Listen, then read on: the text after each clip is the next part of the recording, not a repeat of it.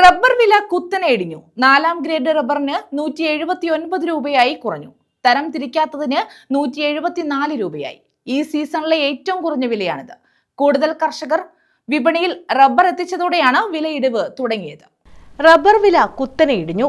4ാം grade റബ്ബറിന് 179 രൂപയായാണ് കുറഞ്ഞത്. തരം തിരിക്കാത്തതിന് 174 രൂപയായി. ഈ സീസണിലെ ഏറ്റവും കുറഞ്ഞ വിലയാണിത്. കൂടുതൽ കർഷകർ വിപണിയിൽ റബ്ബർ എത്തിച്ചതോടെയാണ് വില ഇടിവ് തുടങ്ങിയത്.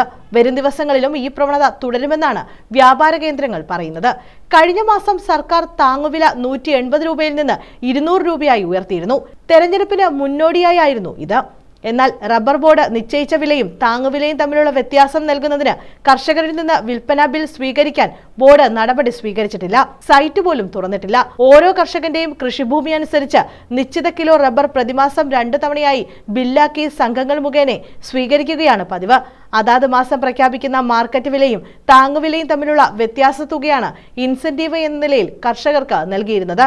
താങ്ങുവില വർദ്ധിപ്പിച്ചത് കർഷകർ ഏറെ ആശ്വാസത്തോടെയാണ് കണ്ടിരുന്നത്.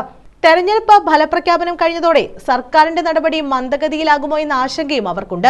കഴിഞ്ഞ നിയമസഭാ പൊതുതെരഞ്ഞെടുപ്പ് നയപ്രഖ്യാപന രേഖയിൽ താങ്ങുവില 250 രൂപയാക്കുമെന്ന് പ്രഖ്യാപിച്ചിരുന്നു. പുതുക്കിയ വിലയനുസരിച്ച് കർഷകർക്ക് പണം വിതരണം ചെയ്യുന്നതിനുള്ള നടപടികൾ റബ്ബർ ബോർഡ് തുടങ്ങിയിട്ടില്ല. ആവശ്യമായ തുക സർക്കാർ കൈമാറിയിട്ടില്ല എന്നാണ് വിശദീകരണം. ഉൽപാദന ചെലവുമായി ഒത്തുപോകാൻ കഴിയാത്ത നിലയിലാണ് റബ്ബർ കർഷകർ. ഉയർന്ന വില പ്രതീക്ഷിച്ച് സ്ലോട്ടർ ടാപ്പിംഗിന് എടുത്തവരും മുൻപോട്ടു പോകാൻ കഴിയാതെ മരങ്ങൾ മുറിച്ചു വിൽക്കാൻ തയ്യാറാവുകയാണ്.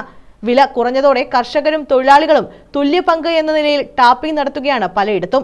ഈ മാസം അവസാനത്തോടെ തണുപ്പുയർന്നാൽ മരങ്ങളുടെ ഇല കൊഴിയുകയും ഉൽപാദനം വീണ്ടും കുറയുകയും ചെയ്യും. ബഹുഭൂരിപക്ഷം കർഷകരും ഈ വർഷത്തെ ടാപ്പിംഗ് നേരത്തെ നിർത്തിവെക്കാനുള്ള ഒരുക്കത്തിലാണ്.